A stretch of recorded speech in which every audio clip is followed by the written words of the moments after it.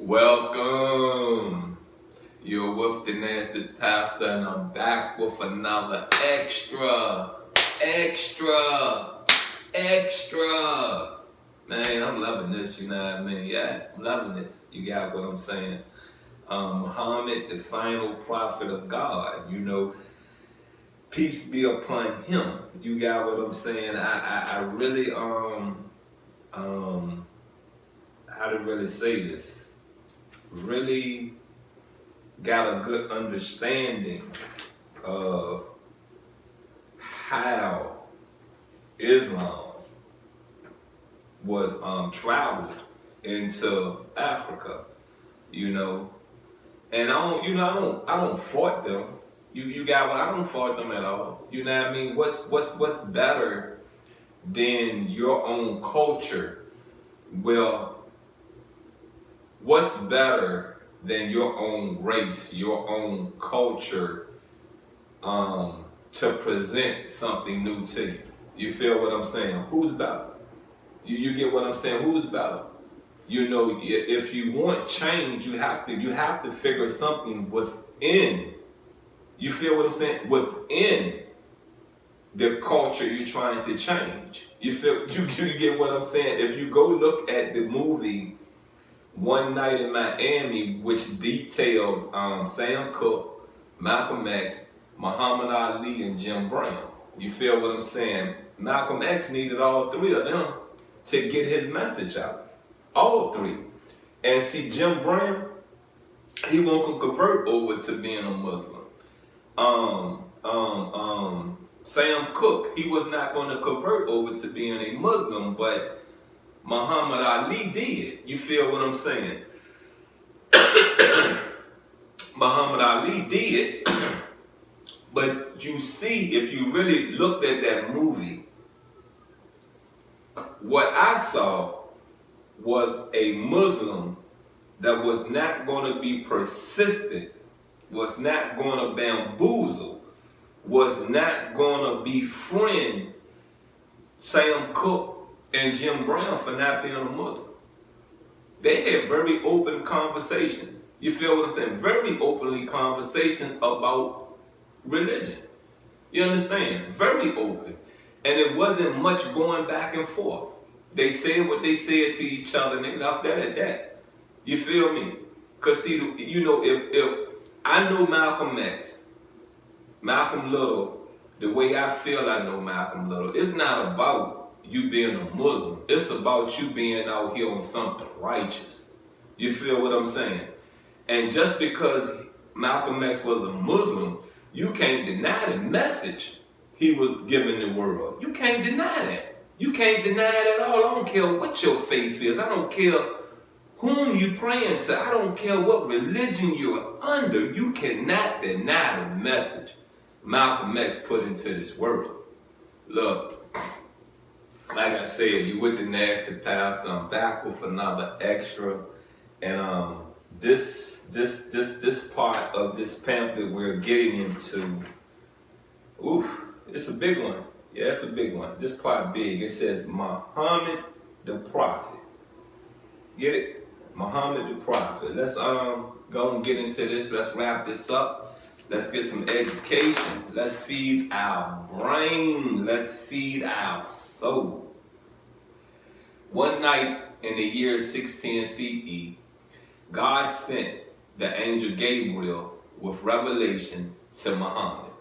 This was one of the most significant events in human history. It marked the beginning of his prophethood and transformed his life entirely as the prophet of God, receiving divine inspiration. All his endeavors henceforth were devoted to leading humanity back to the pure worship of God. He led an earnest life based on the most sublime values, initiating tremendous changes in Arabia and beyond. Whereas earlier he removed himself from the social and spiritual corruption in Mecca, he now proactively worked to reform it. Muhammad called his fellow Meccans to seize their worship of idols and to affirm the oneness of God. He also invited them to a life of righteousness and piety. He warned them of an afterlife where they would be held accountable for their earthly deeds, and also gave joyful news of paradise to those who believe and live a God-conscious life. Like previous prophets, Muhammad's message was rejected by many of his people. They insisted on maintaining the religious and social customs of their ancestors. The elite mocked Muhammad, accusing him of deceit and madness, the same man whom they freely trusted and honored before. Only a few people believed in him, particularly the poor and disadvantaged, who were attracted to his message due to its emphasis on equality and justice. Come on now. Come on now. Look, I'm going to say this to you right here, right? What I just read, and we're not finished. We got probably like one paragraph, 2, 3, 4, 5, maybe 6 more paragraphs or 4 more paragraphs to go. But did you hear the part right there when it says the privilege really wasn't into Muhammad? You feel what I'm saying? But when you're dealing with the unprivileged, they was in it. They was in it. Why? Because of the message, injustice. You feel what I'm saying? Injustice. You know, there are people back then that had a thought in their mind, yeah, you the king, yeah, you the king of our land, but why do we live like peasants and you live up on the throne? You getting what I'm saying? So it was very easy to get their attention. Very easy to get their attention. You know, I look at the way these presidents campaign. And most of these presidents campaign off of statistics. You feel what I'm saying? Statistics.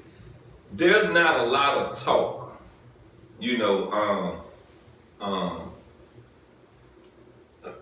right now, economic growth. There's not a lot of talk of it. There was talk of it Trump first time in office. There was talks when Obama was in office. There was talks Jimmy Carter, Reagan, Bill Clinton. I even think I heard it from out of one of the Bush's mouth. You know, economic growth, more businesses coming. You know what I mean? So, if you really want to grab the attention of the public, where you feel your vote's going to matter, where you feel your votes are going to count, where you feel the masses are going to easily listen to you, easily vote for you, you have to know their struggle. You really have to understand their struggle. You really have to speak to them in a way of understanding that, hold on, I am that voice. I am that president. I am that leader that will bring economic growth to America. You feel what I'm saying? But see, the thing about telling people you're bringing this to America, you feel what I'm saying? I'm right here in Richmond, Virginia. You may be bringing economic growth on the East Coast, on the West Coast. You may be bringing economic growth to the middle, western, or eastern part of America. You may be bringing economic growth to the deepest south of the East Coast, to the highest northern part of the East Coast. How does that benefit me right here in Richmond, Virginia? How? So when I ask of you again to really read the agenda, really read their process, really process their agenda. You feel what I'm saying? You get it? You understand? Because if you're really following the campaign trail, when they're in your city, they're really telling you. When they're in your city, in your state, they're explaining to you what's coming.